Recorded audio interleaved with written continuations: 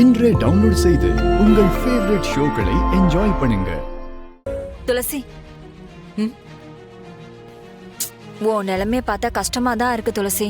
என்ன பண்றது? வெற்றிய நீ ஏத்துக்கிட்ட நேரம் சரியில்லை போல இருக்கு. வெற்றிய பத்தி உனக்கு முழுசா தெரியாது. நான் கேள்விப்பட்ட வரைக்கும் சின்ன வயசுல இருந்தே வெற்றி இப்படிதானா?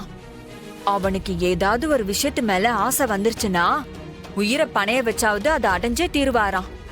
அப்படிதான் திவ்யாவை கல்யாணம் பண்ணிக்கிறேன்னு சொல்லி திருட்டுத்தனமா உன் கழுத்துல தாலி கட்டி இருக்காரு.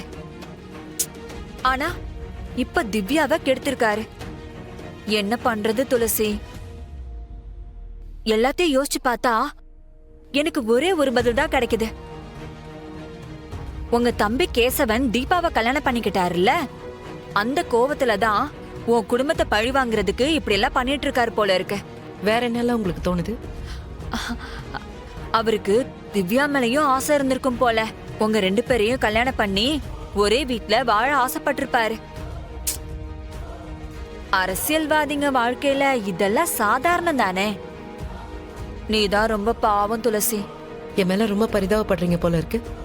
இல்ல, ஓ நல்லதுக்காக தானே சொல்றேன். பாருங்க, நீங்க ஒரு நல்லதும் சொல்ல வேண்டாம். எனக்கு வெற்றியை பத்தி நல்லாவே தெரியும்.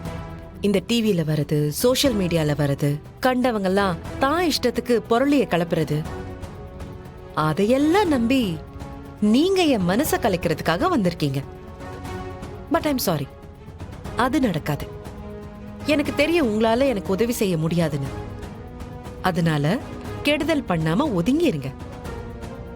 அதையும் மீறி ஏதாவது பிளான் பண்ணீங்கன்னு வைங்க, நான் ஏற்கனவே சொல்லியிருக்கேன், நான் யாருன்னு காட்ட வேண்டியது வரும். என்ன துளசி, உனக்கு ஆறுதலா 2 வார்த்தை சொல்லலாம்னு பார்த்தா இப்படி பேசுற நீ? இப்பதானே புரியுது அவன் ஏன் இப்படி ஒரு தப்பு பண்ணான்னு. நீங்க 2 பேரும் புருஷன் பொண்டாட்டியா வாழ்றீங்களா இல்லையா? உங்க 2 பேருக்குள்ள என்னதான் நடக்குது? உங்களுக்கும் உங்க புருஷனுக்கும் நடுவுல என்ன நடக்குதோ அதேதான் எங்களுக்குள்ளயும் நடக்குது. கிளம்புங்க.